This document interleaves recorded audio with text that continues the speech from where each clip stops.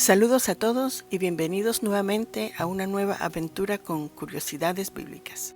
Seguimos desglosando palabra por palabra la Escritura, inspirada a hombres imperfectos por el Espíritu de Dios, sin hablar de doctrinas ni de preferencias religiosas. Simplemente las explicamos a la luz de su original hebreo bíblico, costumbres y cultura de la época. Si no se ha inscrito en este canal, yo le invito a hacerlo y a continuar con nuestras meditaciones sobre la palabra de Dios. Hoy vamos a comenzar a estudiar la vida de un gran líder del pueblo de Israel, Moisés. Líder que nos dejó muchas enseñanzas y ejemplos a seguir de valentía, tenacidad, coraje, humildad, mansedumbre, confianza en Dios, fidelidad, oración y hasta de obediencia, pero que al final de su trayectoria se dejó llevar por sus inseguridades y su ira o enojo, por lo que tuvo que pagar un precio muy alto. Esta historia la he dividido en varios capítulos para poder desglosarlo minuciosamente y no se extienda mucho cada episodio. Comenzaremos leyendo nuestro texto de hoy, que es Éxodo 1, que dice: Cuando Jacob llegó a Egipto, iba acompañado de sus hijos Rubén, Simeón, Leví, Judá, Isaacar, Zabulón, Benjamín, Dan, Neftalí, Gad y Aser. Todos ellos llegaron con sus propias familias y eran un total de 70 personas. José ya vivía en Egipto. Pasado el tiempo murieron Jacob, José y todos los que habían llegado a Egipto. Pero como habían tenido muchos hijos, sus descendientes llegaron a ser un pueblo muy fuerte y numeroso. Por todo Egipto había israelitas. Y comienza la historia dándonos una lista de los hijos de Israel que fueron a Egipto con Jacob el patriarca. Cuando su hijo José ya se encontraba en Egipto como líder y un hombre de mucha influencia. Y nos dice que cada uno de los hijos de Jacob fueron con sus respectivas familias. Y en esta lista está el nombre de cada uno de ellos. Y el total de los descendientes de Jacob que subieron con él dice que eran 70 personas o almas, tal y como lo dice en su original. Sigue el texto diciéndonos que José, sus hermanos y toda esa generación murieron. Pero dice que los hijos de Israel eran muy fecundos y se multiplicaron tanto que llegaron a ser muy fuertes y muy numerosos, a tal punto que llenaron todo Egipto. Y Éxodo 1 del 8 al 14 continúa diciéndonos que con el tiempo el faraón, que confiaba en José, también murió y vino otro que no conocía lo que José había hecho por Egipto. Parece que este rey era un ignorante. ¿Cómo no va a saber su historia? Y es el príncipe de todo un pueblo. En fin, sigamos. Y tuvo temor de la manera en que este pueblo crecía en número y en fuerza, y que en un futuro se podría poner en contra de ellos, y decidió hacer algo al respecto para detener esa posibilidad. Y comenzó la esclavitud del pueblo de Israel. Fueron obligados a construir las ciudades de Pitón y Ramsés. Pitón fue una ciudad para depósito de granos. Las recientes excavaciones en Tel Mashkutah, cerca de Sucot, han descubierto ladrillos hechos sin paja en las capas superiores y otros hechos con paja buena y limpia en las bases de las paredes.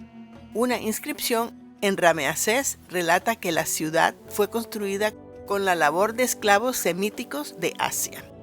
Y Pitón, curiosamente, es el nombre de una serpiente que asfixia a sus víctimas de tal manera hasta quitarles la vida. Y eso es precisamente lo que ocurrió con los israelitas. Los tenían tan esclavizados al punto de asfixia, tanto que los debilitaban. Y también construyeron la ciudad de Ramsés. Y sigue diciendo el texto que entre más maltrataban a los israelitas, ellos más se multiplicaban y se extendían en la tierra de Egipto. Éxodo 1 del 15 al 22 leo: El rey de Egipto dio también orden a las parteras de las hebreas, una de las cuales se llamaba Sifra y la otra Púa, diciéndoles: Cuando asistáis a las hebreas, observad bien las dos piedras. Si es niño, hacedle morir, y si es niña, dejadla con vida. Pero las parteras temían a Dios y no hicieron lo que les había mandado el rey de Egipto, sino que dejaban con vida a los niños. Llamó el rey de Egipto a las parteras y les dijo: ¿Por qué habéis hecho esto y dejáis con vida a los niños? Respondieron las parteras a Faraón: es que las hebreas no son como las egipcias. Ellas son más robustas y antes que llegue la partera ya han dado a luz. Y Dios favoreció a las parteras. El pueblo se multiplicó y se hizo muy poderoso. Y por haber temido las parteras a Dios, les concedió numerosa prole. Entonces, Faraón dio a todo su pueblo esta orden: todo niño que nazca lo echaréis al río, pero a las niñas las dejaréis con vida. Aquí hay varios puntos que quiero tocar. Primero, que la Escritura nos da los nombres de las dos parteras y las llaman hebreas, indicándonos que ellas son israelitas y, a pesar de ser hebreas, esclavas, mencionan sus nombres, cosa que no ocurrió cuando mencionaron a los padres de Moisés, a su hermana, al faraón, ni a la hija del faraón. El detalle de esta narración es que a su comienzo se nombra a cada hijo de Jacob con sus nombres propios, determinando que ellos entraron a Egipto como personas libres y no como esclavos. Y esto es un buen punto que debemos saber, ya que un esclavo no tiene derecho ni a un nombre, a no ser que su amo se lo dé. El concepto de esclavitud, los esclavos no tienen propósito más que el de servir a sus amos. Entonces, ¿qué hay de particular con estas dos mujeres parteras que sí se mencionan por nombres? Para poder entender el por qué, deberíamos saber los significados de sus nombres primero. Sifra significa justicia, que es igual a Sifra, que significa adorno, claridad, brillantez del cielo. Y su raíz primitiva es Shafar, que es hermosa, brillar y ser justos. Y Puá viene de una raíz que significa también brillar, resplandor. De manera que ambas eran justas, hermosas y eran encantadoras. Y su brillo era manifiesto a simple vista. Y es que la Escritura dice que ellas eran temerosas de Dios. Y de ahí provenían sus encantos y su hermosura espiritual.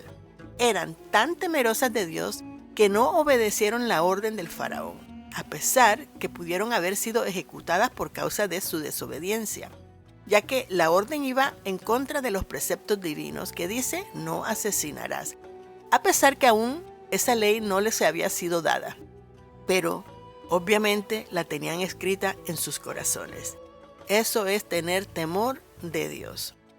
La orden dice que era: cuando asistáis a las hebreas, observad bien las dos piedras. Si es niño, hacedle morir. Si es niña, dejadlas con vida.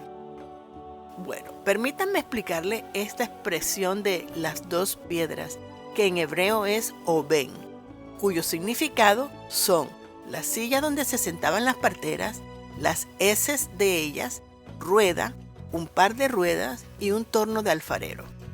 Y este término es usado solamente 2 veces en la Escritura, y por el uso que se le dio a la segunda ocasión, que fue en Jeremías 18:3 que leo: y descendí a casa del alfarero, y he aquí que él hacía obra sobre una rueda, oben.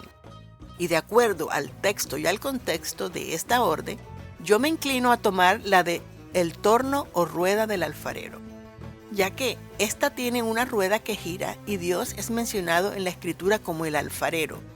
Él es el que formó o dio vida al ser humano con sus propias manos.